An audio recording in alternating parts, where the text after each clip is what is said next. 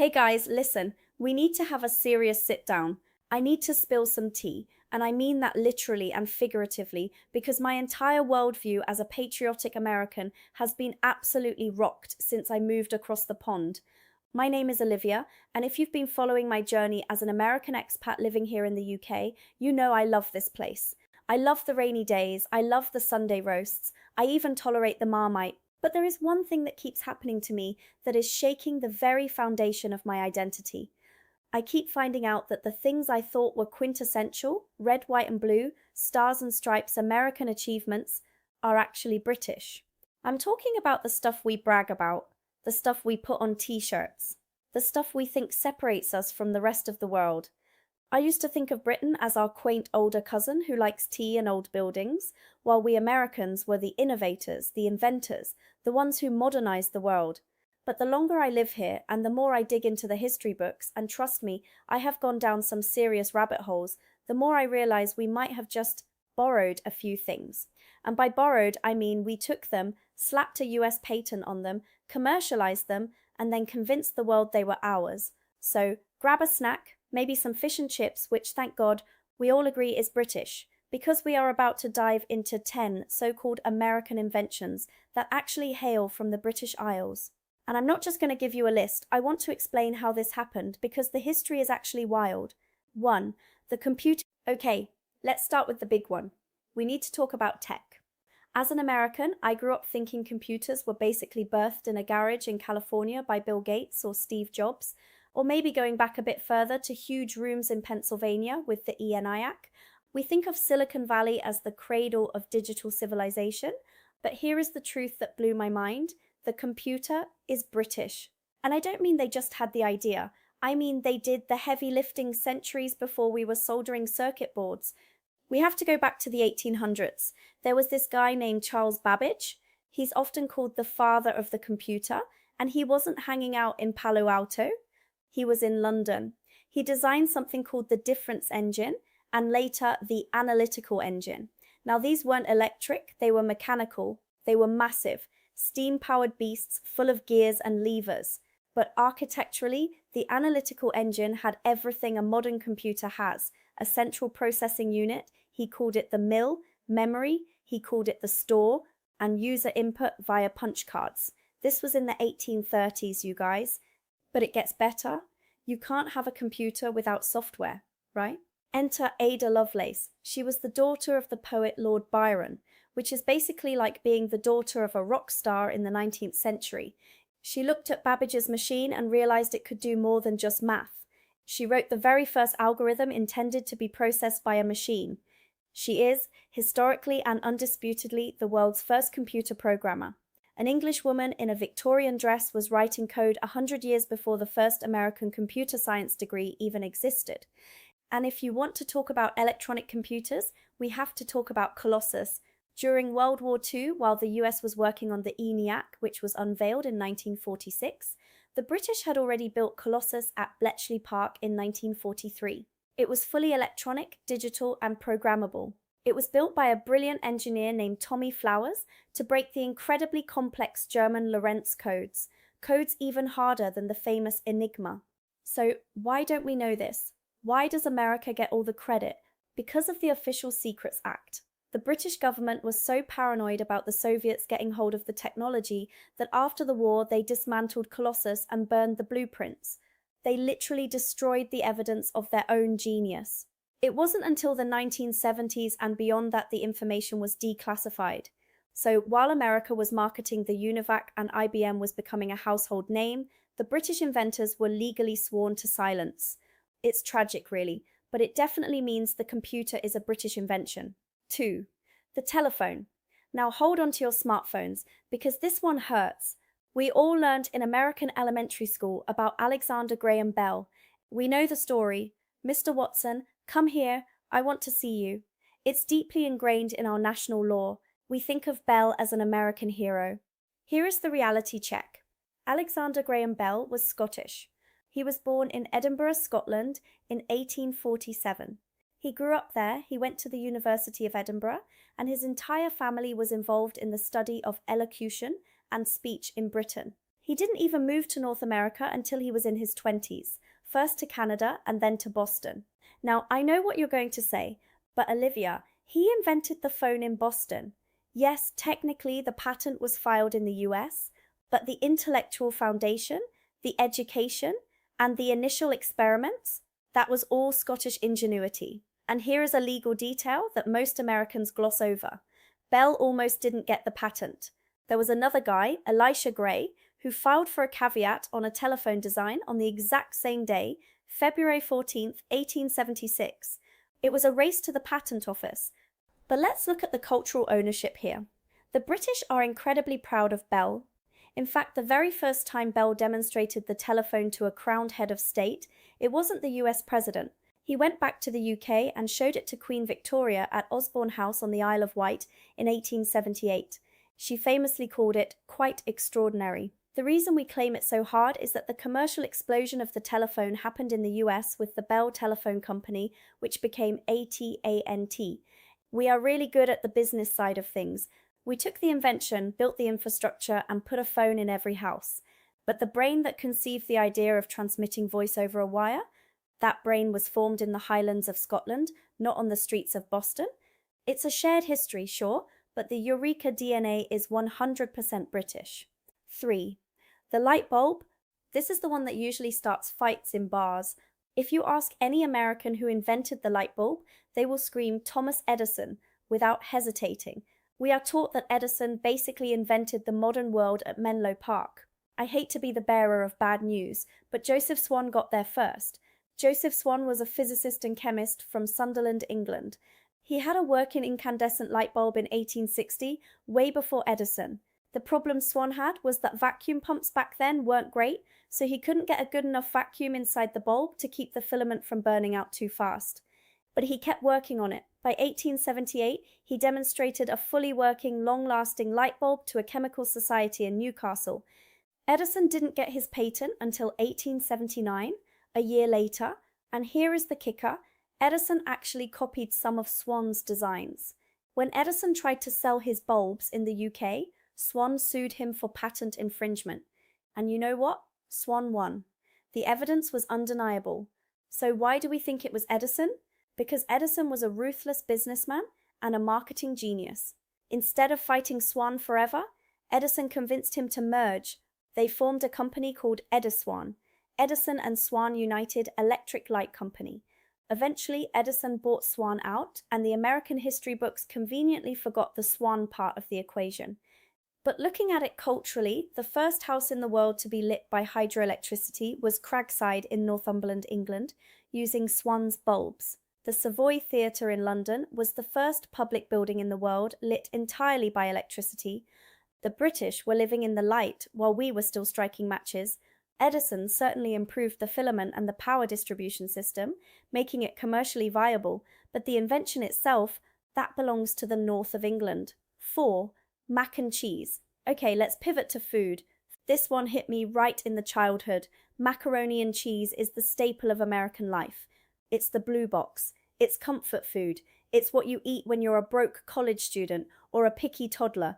We often attribute it to Thomas Jefferson, who famously brought a pasta machine back to Virginia after spending time in France and Italy. But alas, the British were doing it centuries before Jefferson was even born. The earliest known recipe for a dish that is recognizably macaroni and cheese comes from a cookbook called The Forme of Cury. Now hold on to your hats. This book was written in 1390. It was a cookbook used by the cooks of King Richard II. The recipe was called macros, and it involved pasta dough, melted cheese, and butter. It didn't have the distinct orange powder we know today, but it was cheese and pasta. Fast forward to 1769, and a woman named Elizabeth Raffald published a book called The Experienced English Housekeeper. In it, she has a recipe for a bechamel sauce with cheddar cheese mixed in, poured over macaroni, and sprinkled with parmesan. That is, verbatim, the modern recipe for homemade mac and cheese. So why do we think it's ours? Because of the Great Depression. In 1937, Kraft introduced the boxed version. It was cheap, it had a long shelf life, and you could feed a family of 4 for 19 cents. We Americans took a high-end Victorian English dish, something that would have been served at fancy dinner parties in London, and we industrialized it into a survival food. We democratized the cheesy pasta, which is a noble achievement, but we definitely didn't invent the concept. It's as British as a rainy Tuesday. 5. The World Wide Web. We need to make a very important distinction here that most Americans, myself included, until recently, get wrong. There is a difference between the internet and the World Wide Web. The internet is a massive network of networks. It's the hardware, the cables, the infrastructure. That actually did start as an American military project called ARPANET in the 1960s, so we can have partial credit there. But the World Wide Web, the thing you are using right now to watch this video, the system of websites, hyperlinks, URLs, and browsers, that is entirely British. It was invented by Sir Tim Berners-Lee in 1989. He was working at CERN, the particle physics laboratory in Switzerland, but he is a London-born computer scientist. He was frustrated because all the scientists had different computers and couldn't share information easily. So he wrote a proposal for a global hypertext system.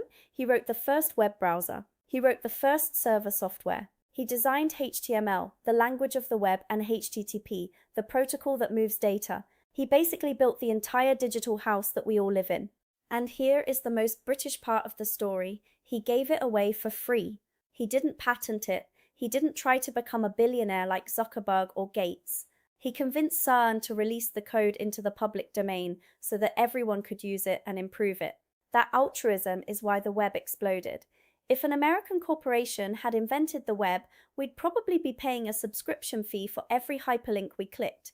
So every time you type www, you should probably tip your hat to Sir Tim. 6. The ATM. I remember being in London with a friend from New York, and we stopped to get cash. He makes this comment about how Americans make everything convenient while patting the ATM. I had to stop him right there. The automated teller machine is a British invention. It was the brainchild of a man named John Shepherd Barron.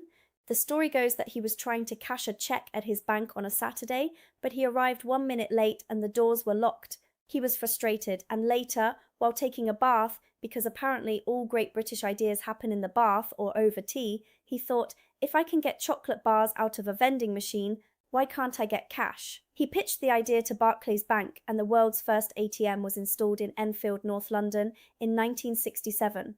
Now, here are some fun details that prove its Britishness. It didn't use plastic cards with magnetic stripes at first. Those hadn't been fully developed for this use yet. Instead, it used paper checks impregnated with a radioactive isotope called carbon-14. The machine would detect the radiation and match it against a pin. Don't worry, it was a tiny amount of radiation, but still very James Bond. Speaking of pins, Shepherd Barron originally devised a 6-digit pin. He tested it on his wife, Caroline. She told him that she could only remember 4 digits. So because of one British woman's memory preference, the entire world now uses 4-digit pins. Every time you punch in those 4 numbers, you are living in the legacy of Caroline Shepherd Barron's kitchen table conversation. 7. Baseball. This one is basically heresy to say out loud in a stadium in the US, but baseball is not American. I know. We have the Abner Doubleday myth that says he invented it in Cooperstown, New York in 1839, but historians have totally debunked that. Doubleday was actually at West Point at the time and never claimed to have anything to do with baseball. That story was cooked up in the early 1900s because America desperately wanted a sport that wasn't derived from British games. But facts are facts. Baseball is essentially a derivative of the British game rounders, which has been played by school children in England for centuries. But it goes deeper than that. There is a diary from a British lawyer named William Bray. In 1755, decades before the American Revolution, he wrote about playing a game called baseball in Surrey, near London. Even more shocking, the literary icon Jane Austen mentions baseball in her novel Northanger Abbey, which was written in the late 1790s. The protagonist, Catherine Morland, is described as preferring cricket and baseball to reading books. This proves that the game, by name, was a common pastime in England long before it became the American national pastime. What happened was that British immigrants brought these bat and ball games, cricket, rounders, baseball, to the colonies. Over time, we tweaked the rules, formalized the diamond, added the foul lines, and turned it into the professional behemoth it is today.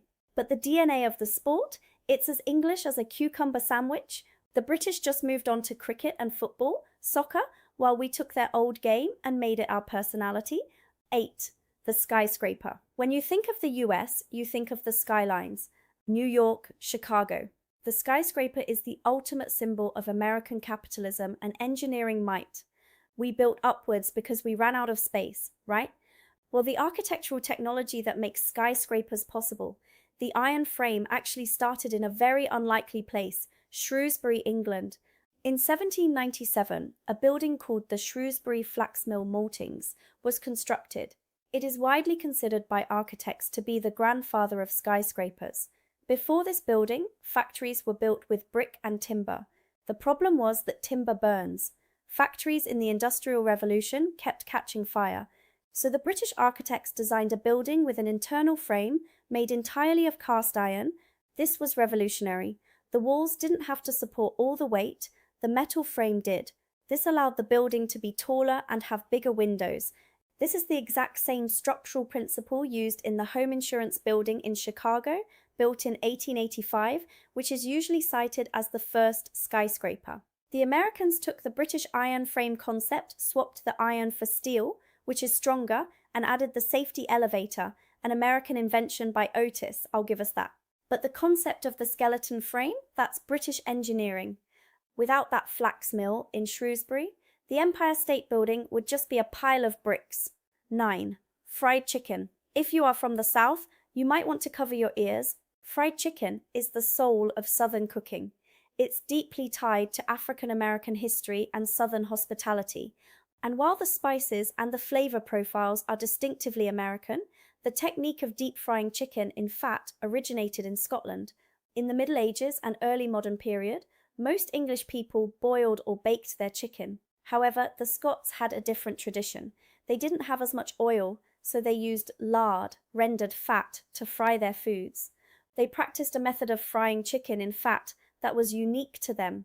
When Scottish immigrants settled in the American South, and there were a lot of them, think of all the places named Mick something, they brought this frying method with them.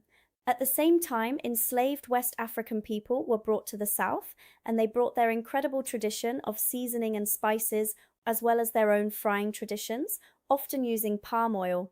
The convergence of these two cultures, the Scottish deep frying technique and the West African seasoning, created what we now know as Southern fried chicken. So it's a hybrid, but the act of taking a chicken, coating it and submerging it in hot fat that traveled across the Atlantic from the highlands, it's a fascinating example of how migration creates new cultures, but the root of the fry is technically Scottish. 10. Apple pie. And finally, we have to address the idiom itself, as American as apple pie. I hate to break it to you, but there is nothing American about it. First of all, apples aren't native to North America. The only apples that grew there naturally were crab apples, which are sour and gross. The sweet apples we use for pies had to be brought over as seeds and saplings by European settlers, mostly British and Dutch. But the pie itself? The British have been making pies since the Middle Ages. The first written recipe for an apple pie dates back to 1381 in England. It was written by Geoffrey Chaucer. Yes, the Canterbury Tales guy. The recipe called for good apples, good spices, figs, raisins, and pears. Now, their version was a little different. They didn't use sugar because it was too expensive, so they used honey or dried fruits for sweetness. And the crust back then was called a coffin. It was a hard, inedible shell used just to hold the filling while it baked. You would crack it open and eat the insides. By the time the recipe got to America, sugar was cheaper, and we refined the crust into the flaky goodness we know today. But the concept of baking spiced apples in a pastry casing, that is medieval English cooking. 101. So when we say as American as apple pie, we are basically saying as American as a 14th century English poet. So where does this leave us? Does it mean America is a fraud? No, of course not. What it really highlights is the unique relationship between our two countries. We call it the special relationship for a reason. America is a country of immigrants. We took the best ideas from the people who came to our shores, the Scots, the English, the Irish, the West Africans, the Germans, and we scaled them up. We are the great amplifiers. The British invent the engine. We put it in a muscle car. The British invent the phone. We create the iPhone. The British invent the web. We create Google and Facebook. It's a partnership. We have the resources, the land, and the aggressive capitalism to take these polite British inventions and blast them into the stratosphere. But living here has taught me humility. It's taught me that history is a relay race, not a solo sprint. We picked up the baton from Britain in a lot of these cases, and we ran a great lap, but we shouldn't forget who handed it to us. So the next time you withdraw cash from an ATM to buy some fried chicken and apple pie while checking the web on your phone, just remember you're having a very British day, American style. I'm Olivia, signing off from a very rainy, very innovative London. Cheers, everyone.